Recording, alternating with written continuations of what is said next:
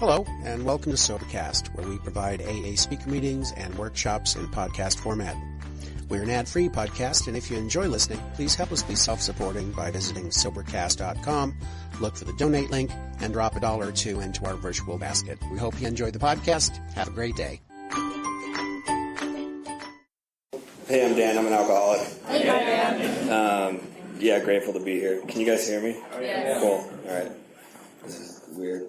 I'm going to do a quick, brief 10-minute what happened, what it was like, and what it's like now with you guys. I like to just explain what alcoholism, what that means for me, what it means for me to be an alcoholic, just to kind of ground myself in AA as much as possible. For me, being an alcoholic means like I have the phenomenon of craving. So when I start drinking, I don't know when I'm going to stop. I don't know how that's going to end. And I have alcoholism, which manifests in my mind and which convinces me essentially over and over to take another drink. I have the obsession of the mind that in the face of all consequences, it's always going to be a good idea to drink again. Like I will always figure out a way to make drinking a good idea, no matter what I'm faced with. And I've proven that time and time again, and that will happen if I don't treat my alcoholism and come to AA and get out of this self-centeredness and get out of kind of this obsession with myself and what I'm going to get and how to make myself feel better, And because eventually what I've experienced is that wanting to make myself feel better eventually is drinking, for me as an alcoholic. My story, to keep it really brief because it's short, little share here. I started drinking when I was about 12 and loved it right away. And then at about 19 years old, came to AA and got a year of sobriety with AA in Seattle, where I was living at the time, and then commenced to relapse. And I hadn't worked I hadn't worked the 12-step that time. I had done a lot of 9-step amends, and I had done work in AA, but I relapsed. And I still wanted to drink, and so I drank. And then I came back to AA and got 9 years through most of my 20s, about 9 years of sobriety. And did AA for a portion of that and was into it. And at some point, again, decided to drink again, And I guess that stuff in my story is important for me to remember because I know that I'm not fixed. And I know that I know that I'm not ever going to, have done enough AA to be sober forever. That's okay with me, that's the good news in a way. It's it gives me a reason to be here and to show up. And so this time around, this last relapse got really bad, really dark. I started ending up in hospitals a lot as directly resulting from drinking alcohol. And, there was a little bit of jail in there and there was a psych ward stint because I wanted to kill myself. And, none of that was bad enough to stop me from wanting to drink, though. At the end of that, I was in an SLE in San Francisco trying to drink still. I still wanted to go party. You know what I mean? I was I'm living in an SLE, but if I have $20, I'm going to go party tonight. Let's go hit the bar from the SLE, And, that's the way that I drink. And, eventually, there was just a little gap, a little period, because I couldn't stop drinking, where someone kind of said you need to just hold it together, dude. You know what I mean? You need to just not drink for 10 days. I don't care what that looks like. Grab a sponsor and don't drink for 10 days and live in your sober house. And I did that, and then things started to clear up enough for me to be able to digest what's going on in AA and to stay sober for a period of time for 30 days, and then 60 days and 90 days. And But like what really happened, and this wasn't the first time in my life that this had happened, like my other sobrieties, there were times where I did this. What really happened was I started being honest about what was going on with me. Like I started saying, like, I want to drink. Like, I don't know how to do this. Like, I started just like telling the truth. And so that kind of like started this new path in sobriety. And it's been different. I've like shined light on some things that I didn't in the past, and learned how to take care of myself a lot better than I ever have in my whole life, and cool. 5 minutes. 5 minutes. Yeah, so, and so like some changes have happened this time around that I like see now, like that didn't take place in my other sobriety. And it's just like some kind of basic fundamental stuff that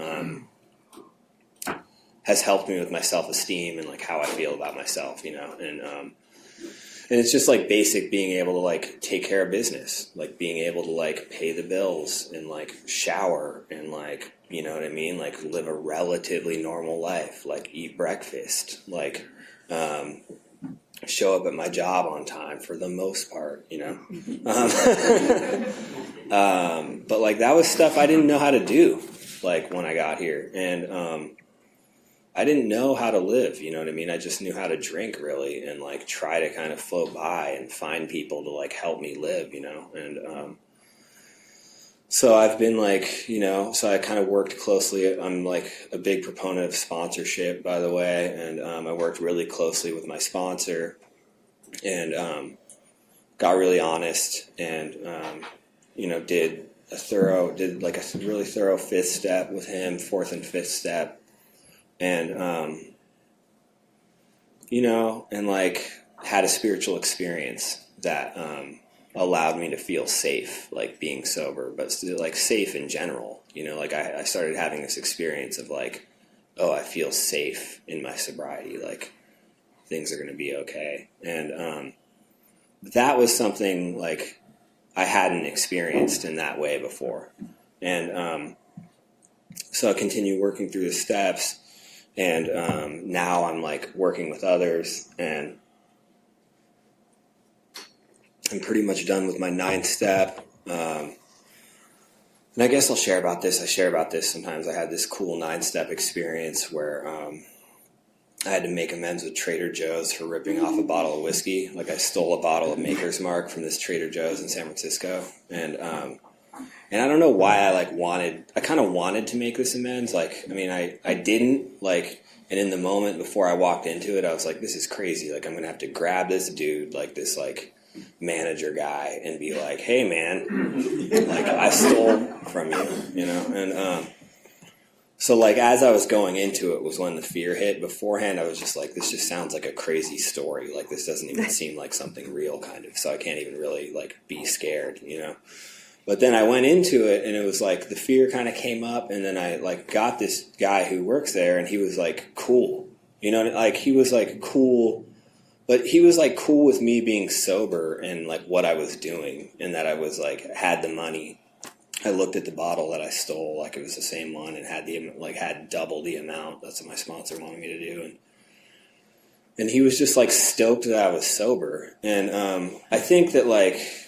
It was that I had no expectations going into that, and I think like that's kind of, that's not really that hasn't been my experience in the amends. Like a lot of times I feel like it's going to be a certain way, or like this person's going to be back in my life in a certain way, or there's some kind of like expectation with a lot of them, and I do them anyway. But with this one, it was like, I was just like, this is just going to be stupid. Like, I don't know what this is going to be, and I don't care, and, I've found that like, or not even this is, I just had no judgment about it. I had no idea what it was going to be about. And, and I had this great, really beautiful experience with that, where this guy was like, like this guy was like cool with what I was doing. And, I think that, I don't know, I guess I learned a lesson there, because it's like, if I just kind of like lived my life that way, like if I went into situations that way, I'd be open to a lot more of a positive experience. So anyway, I'm grateful to be here, and it's nice to share with you guys. Thanks.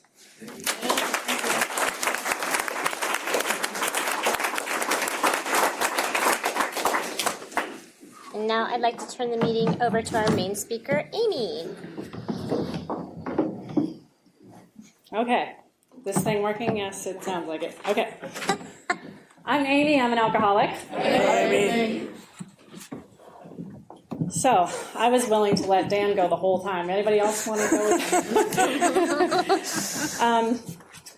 So when I was younger, as a child, I thought that alcoholics looked a certain way.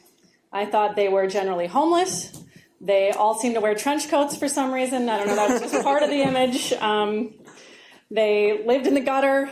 I didn't even know what that meant exactly, but there were these big gutters that all these people slept in, and they had hallucinations all the time. They were like batting birds out of the air and things, right? So they were completely insane. And I thought, oh, I don't want anything to do with that. And both my parents were relatively sober, but my mother's father was an alcoholic, and she would tell me, that it was horrible growing up with an alcoholic, and that he would forget who she was all the time, and how much damage he did to their family, and how she hated him, and when he died, she didn't cry. So this is my image of an alcoholic. It's something I definitely do not want to be.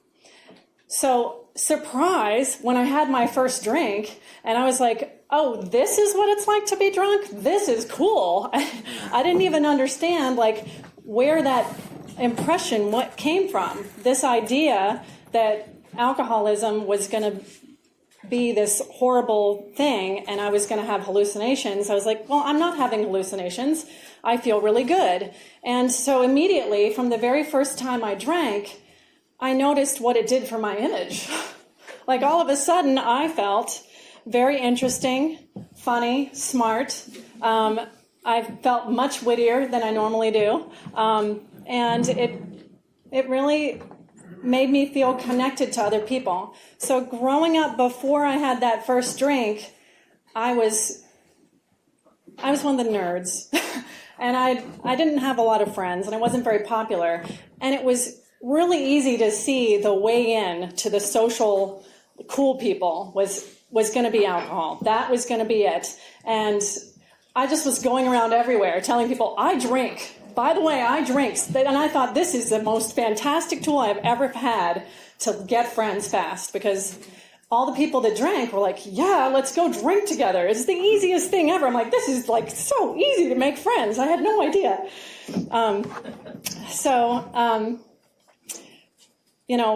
So I started drinking around the age of 13, and we would go to this place called the White Palace in Wheeling, West Virginia.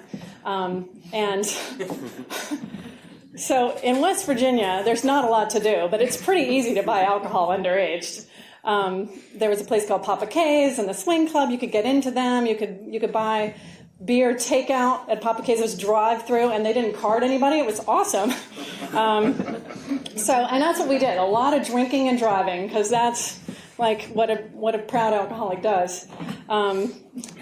There wasn't a lot to do in Wheeling, so we just drove around and drank, and we'd throw our beer cans right out the window into the beautiful, wild, wonderful, beautiful West Virginia.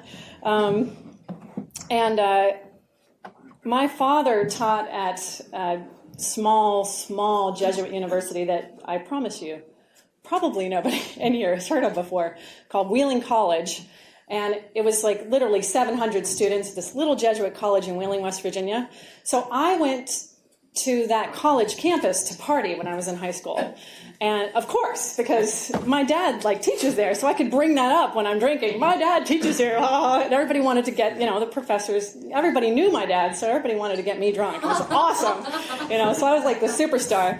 But I embarrassed my dad a few times, because I would go to these parties that they would have, and a lot of times the faculty and the staff and the president of the college would be there. and the president was a priest, because it's Jesuit college, so it's Father Acker. I fell on Father Acker during one of these parties, and it got back to my dad, which I didn't realize until like several months later, when he finally calmed down enough to talk to me about it and how I had embarrassed him. So I already started blacking out in high school and thought that was just the most fascinating thing ever.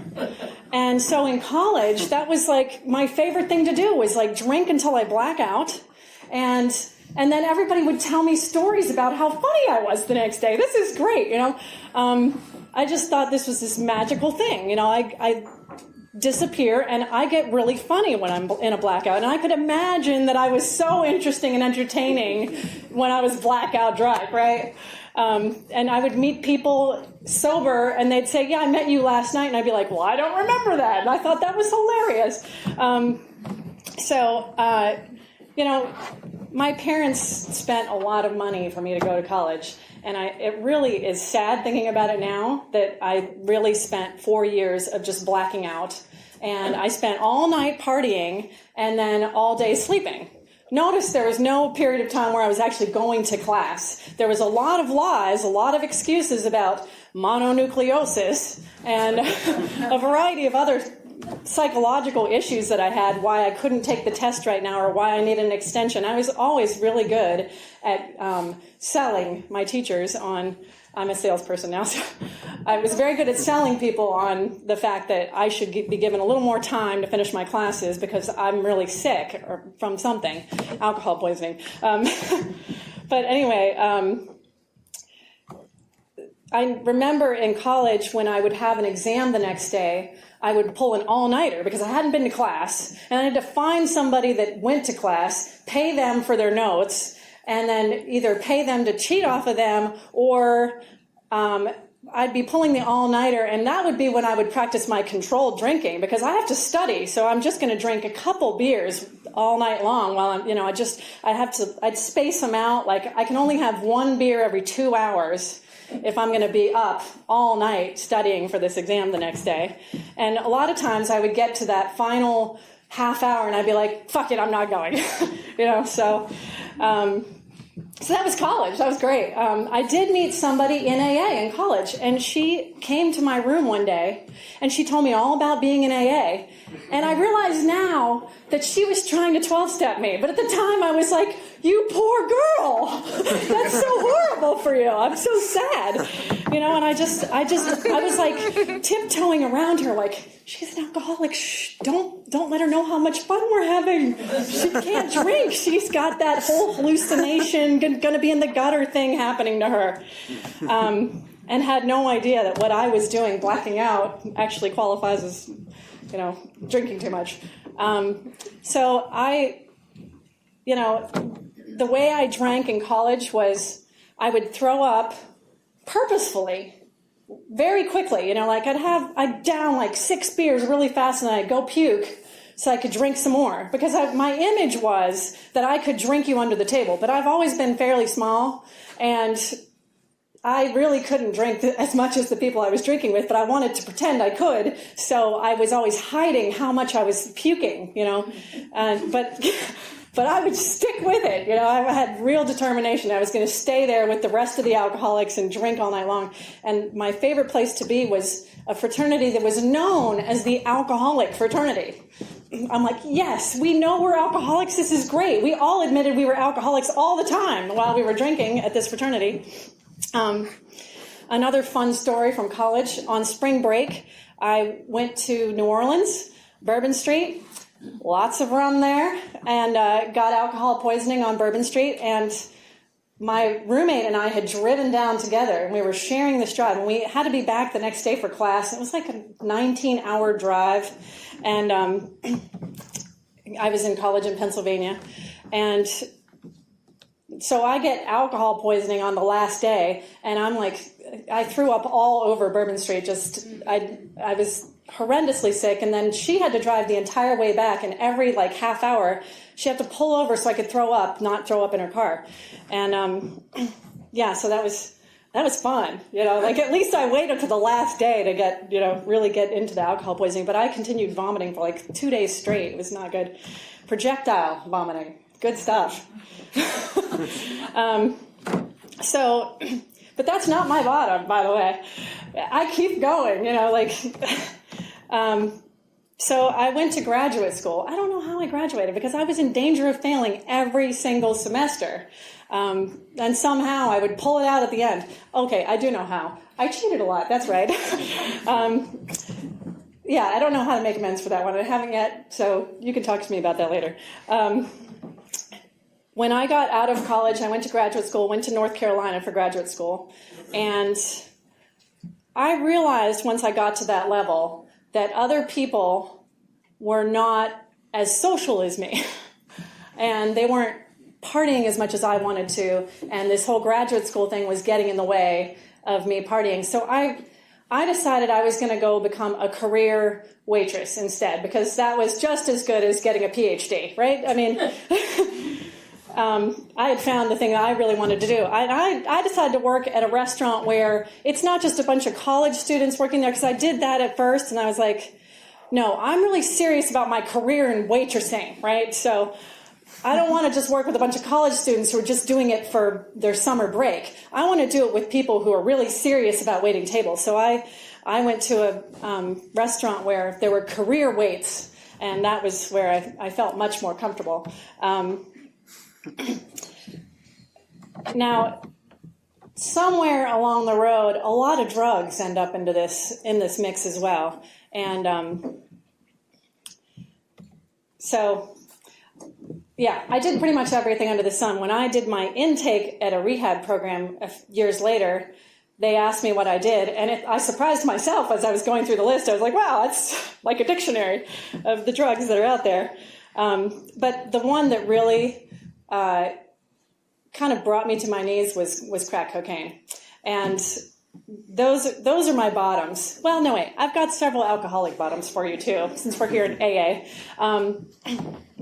One of my bottoms, of many, was this. So in college, I had spent a semester in France, and I fell in love with the bartender, because that's what you do when you're an alcoholic.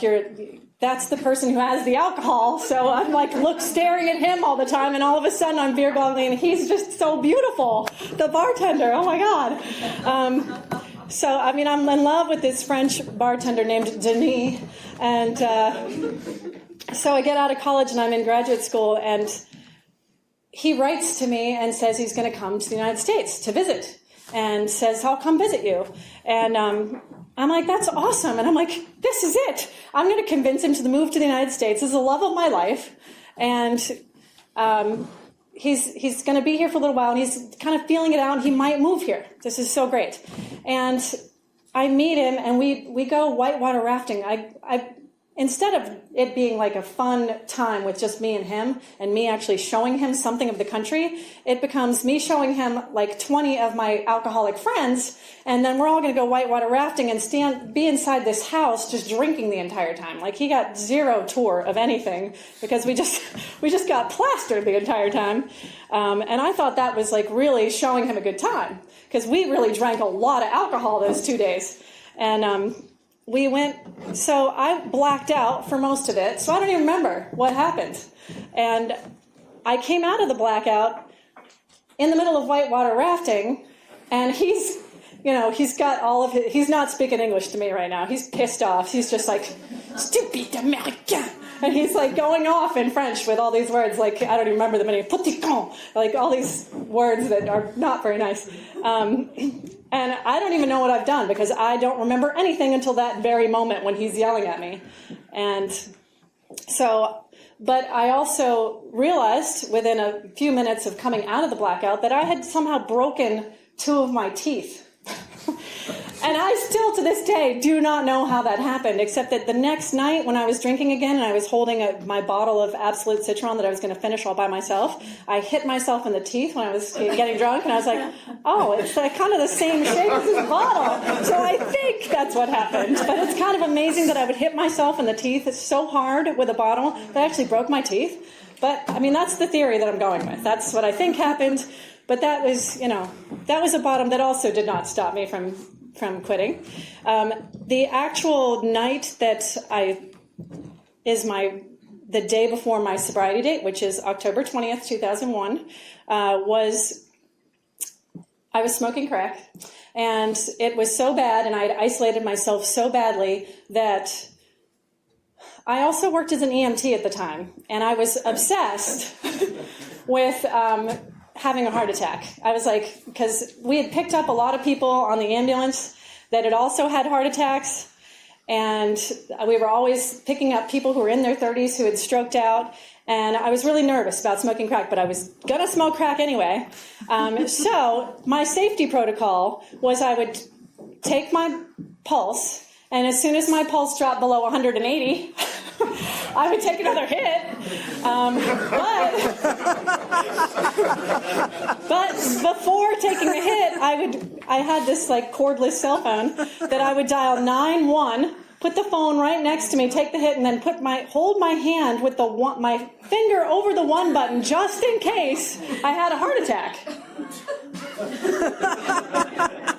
I mean, that's so sad. I was all by myself, and worried I was going to have a heart attack. Well, accidentally once I hit the 1 button, and I had been fired as an EMT. Maybe because of the fact that I was really irresponsible and slept through my shifts and complained about everything, and I was super weak because I was smoking crack all the time. I don't know. The combination was just, something like that. But I got fired. And when you accidentally dial 911, you can't tell them never mind. They come anyway. So, and I said, I'm smoking some crack, but I think I'm okay. And they're like, you don't want us to send an ambulance? I said, no, it's okay, really, it's okay. No, fucking fire truck showed up, ambulance showed up, and I lived at this little house. It was 7-acre yard, and so this huge long driveway, and they're all coming down the big long driveway. And it's the freaking ambulance team that I just worked with, and the woman who just fired me, okay? So if it wasn't obvious before that I was a crackhead, it was, now it was really obvious. And she said, you got to call somebody and get them over here. I refused the ambulance ride, and they made me call my list, because I had been coming to meetings. That's another part of the story that we're going to get into here. I spent about 4 years of relapsing where I couldn't get sober. But on that particular day, she said, go through your list and call somebody until you get a hold of somebody. And I called a whole bunch of people and left a bunch of messages, and nobody answered. So, those lists that you get when you're a newcomer and they say get a bunch of names, and you think, well, I've already got 5, 10, 15. I had 25 names. Not one single person answered that phone. And they're all the EMTs are standing around me. Well, call somebody else. And they're just making me call. And finally they were I was I'm fine. I swear I'm fine. And I somehow talked them into leaving. And then one of my friends calls me back, and she says, what are you doing? And I'm like, I'm looking through my CDs, and I was going to sell some more CDs so I can go smoke some more crack. And she said, no, you're going to detox. And I was like, no, I don't think you heard what I said. I'm actually going to go smoke some more crack, because I wasn't a heart attack, and I'm still ready to go. But somehow she convinced me that she was coming over, and she came over, not just her, she came over with her big brother and one of my other friends who, totally, I was so embarrassed that she brought this other friend too, and that she saw me at my bottom. So the three of them came over and dragged me off to detox. So that was October 19th, 2001. So October 20th is my sobriety date. That day with the ambulance actually comes after 4 years of relapsing. In 1997, I started working at Duke Hospital, because I had gone to graduate school at Duke, and I thought, okay, well, I went to Duke, so I get priority over these other people. I got a job at the hospital somehow, doing clinical research, and I knew I had a problem with drugs and alcohol, and I just was waiting till the 90-day mark hit so that I could go to the employee assistance program. So the employee assistance program, I walk, on day 90, I walk through that door and I'm like, okay, I need to stop smoking crack and my life is totally unmanageable. And she says, and I'm thinking that we're going to schedule maybe like 2 or 3 more sessions and she's going to tell me something or give me something that's going to get me off the crack. And she says, you need to go to rehab. I was like, really? And that's what they tell you when you tell them that you have a crack problem. They say the employee assistance program is not the appropriate venue for this. So I started going to an intensive outpatient. So I was going there every night after work. I would go to my intensive outpatient. And I was supposed to be going to meetings, but most of the time I was fudging signatures and not going and lying about it and buying weed for the other young kids that are in the addictions program with me. And I was really popular because I was supplying everybody with drugs and alcohol. I was not doing a very good job at this rehab. But when I finally started coming to meetings, I thought I could figure out what people were saying in here. And then I could figure out my own program. But every time I came in here, it's like I just knew I was different. I knew that this isn't going to work for me. I'm going to have to do it a different way. And, I finally had a sponsor that used the term terminally unique. And that really hit me because I realized that I was coming in here and everybody I listened to, I either put them above me or below me. And one of the readings in the big book, it says, I wrote this down here. Always we tried to struggle to the top of the heap or to hide underneath it. That is it actually it's in the 12 and 12, page 53. Anyway, so that's what I did when I got here. I either wanted to be above everybody or below them. And it would kind of depend upon if I was feeling like a wave of mania and I felt very grandiose and like I could fly and I felt really cool, or if I came in here and I was feeling defeated. In those days, you could tell when I was feeling like I wanted to be underneath the heap because I would kind of cross my arms and my legs and kind of make myself into this little tiny ball in my chair, and I wouldn't look at anybody, and I would just kind of hide. I try to make myself invisible, right? Superpower invisible, activate. And so there was always, somehow I didn't relate to people. I was different. I was, I'm actually crazy. The other people in here are just alcoholics, but I'm actually an autistic, a misunderstood genius. That's what I am. I'm a misunderstood genius, and nobody is understanding this. How I can't relate to these people. So looking at the ways that I made myself different and isolated myself from everybody else was what eventually sunk in, and I had a real surrender. So it took 4 years of relapsing and going in and out and in and out and thinking I was going to find a different way. And I do feel like there is sort of 2 levels to the first step. There's one where you recognize that you're an alcoholic and that you have a problem. And I intermittently got that one, but what I did not accept was that this was the solution, because I thought I could come up with a much better solution than this. This looks ridiculous. Come on. It doesn't look like that's going to work at all. And I had the contempt prior to investigation, for sure. So when I finally did surrender,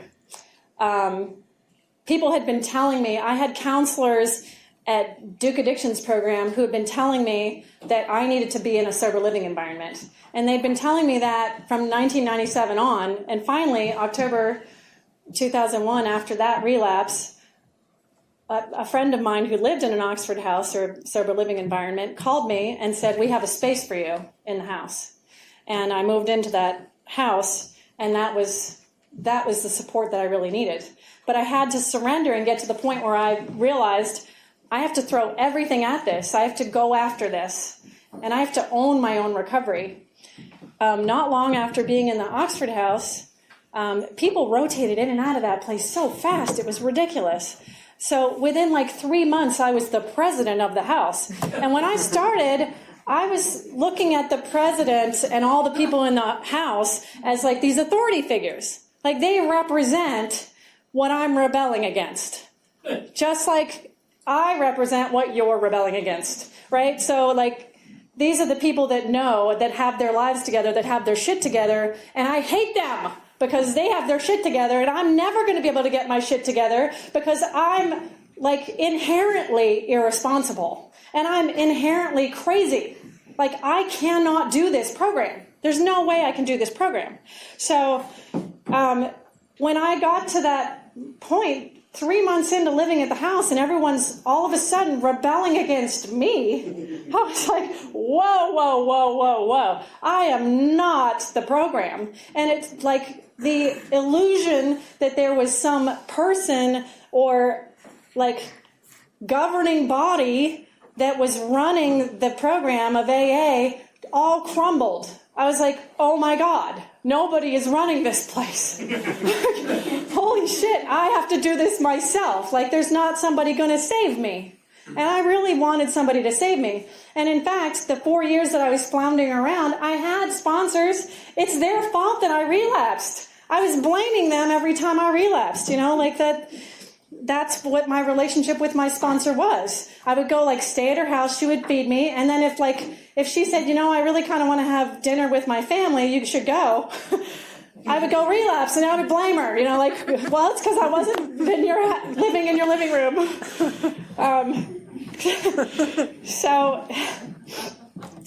So I found that was really powerful to own my own recovery. And I realized that when I decided that it doesn't matter who it is, that I have to own my recovery for myself. And no matter who actually believes and agrees with AA.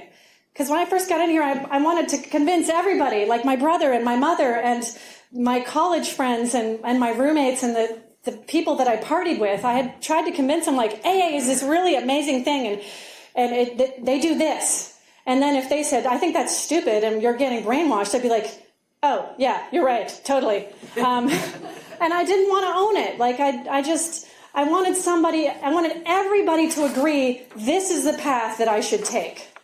But I realized, thank you, I realized that I had to make this decision, and whether or not anybody else agreed with me, if I decide I'm in AA, then it's my decision. And even if, like, the coolest friend I have and all of her gorgeous, cool friends and all the artists and the boyfriend, the narcissistic boyfriend that broke my heart, if they all say, oh my God, that AA thing is for total losers, it doesn't matter. I own this. This is what I'm going to do, even if everybody else decides this is a stupid thing to do. This is what I want to do. So I had to have some ownership of my recovery. So I've got 10 more minutes to do a quick run through of the steps and how I've worked them in my life. Step 1, as you can imagine, the powerlessness of some of the bottoms that I described to you and that utter defeat is what made me understand powerlessness. Alcoholics try to control the things we can't control and then don't want to control the things we can. It's quite funny. So we have a very interesting relationship to power and what we have power over. We just become obsessed with having power over the one damn thing we can't have power over. So, you know, I had this belief that I am irresponsible and I can't handle responsibility. So powerlessness was like, oh, good. Okay, well, I don't have to be responsible. So then we move into step 2. And step 2, in the book it talks about they cannot, after a time, differentiate the true from the false. And we really do get insane when we come in here. We really think that we can control something we can't control. We think that we're going to do the same thing and it's going to turn out differently. I kept using and drinking and thinking that somehow I was going to do it successfully, or I was going to come into these rooms and figure out a way to drink and use successfully. And that kind of insanity is just literally, you cannot tell the true from the false.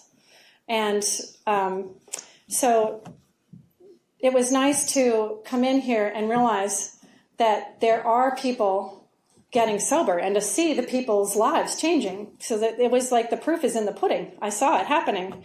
In step 3 is where you really commit. You make the decision that you're going to get into action. So for me, I remember my sponsor saying to me, if you want what we have, you do what we did. It doesn't say, if you want what we have, go ahead and keep doing what the hell you're doing and just do whatever the hell you want to do, and then you'll get our results. That is not, the tool is, if you want what we have, you'll do what we did. And so, but I didn't want to do what they did. I wanted to do it my way.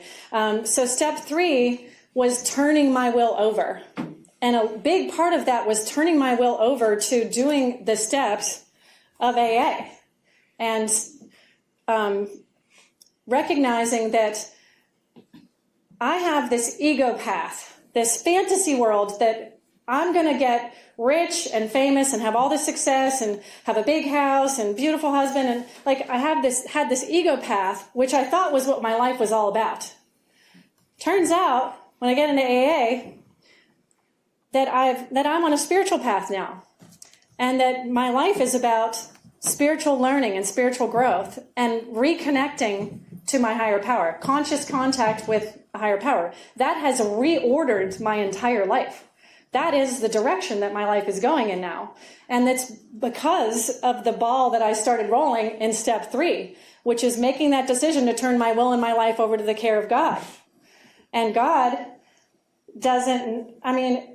isn't like trying to take away the house and the fortune and the success and the husband and all that stuff. But if there's a spiritual growth that's more important than those things. And I will tell you that all those goals that I had my whole life until recovery, which was, all the goals that commercials tell us that we're supposed to have in our lives. Like, I have a lot of those things, but they are not that important to me. They're not what makes me so happy to be here today and so happy to be alive. It's the change that I've had internally and how good I feel in my own skin. It's the ability to really love myself and accept myself. In step 4, we do our inventory. Thank you. And an important part of the inventory is resentments. And an interesting thing about expectations is that they lead to resentments. Expectations are future resentments. The word resentment is actually from the Latin word resentire, sentire being to feel. So when you look at your 4th step that way and you look at what am I still feeling in my life? What are the conversations that I'm still playing? And that person, we haven't had that conversation in 15 years, but I'm still upset about it. Or a situation that I walked in on or something that I did that I'm still making up lies and excuses for why I did it in my head. I'm still feeling some action that I did. So that kind of guided my step 4 to think about the places where I feel that. Now, step 4, when I got to step 4, I was like, oh, good. We're going to do an inventory, and I'm going to find all the things that are wrong with me, and then I'm going to fix them all, and then I'm going to be perfect, and people are really, really going to like me, and I'm going to really have a lot of power. This is going to be great. But you get along in the steps, and it says we were entirely ready to have God remove all these defects of character, and surprise, there's no place where it says, and then God removed all of those defects of character and you became perfect. That actually is not one of the steps, unfortunately. So I realized that there's something different that happens in steps 4, 5, and 6. It's a perception change. We change how we see who we are, and we come to accept who we are. So that shift in perception is so important to us. My sponsor always says this program is a disease of perception. it's not a program of self-improvement, it's a program of self-acceptance. So I just want to end with a little something from step 11. The 11th step prayer is one of my favorite prayers. It's the may I understand rather than be understood, may I love rather than be loved. That fun prayer, the St. Francis prayer. And he uses this term self-forgetting in that prayer, which didn't make any sense to me for the longest time in AA.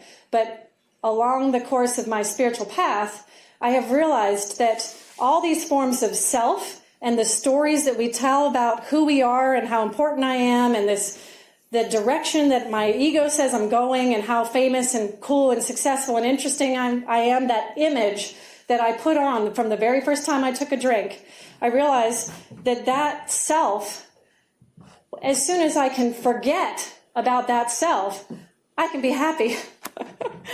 And you really are born to eternal life by self-forgetting. So if you're stuck in self-pity, if you're stuck in a story about how horrible your life is and how you're so different and you're in so much pain and you're never going to get this worked out because you've got all these unique issues, just forget yourself. Focus on the present moment. Focus on what's arising in front of you. There's all these blessings that we're sober right here, right now, together. And there's a moment for you to be without remembering the self, just to focus on right here, right now. And that's also a really good place to be when you're working with others and doing service, which gets you into step 12, which is advanced AA. That'll have to be my next talk.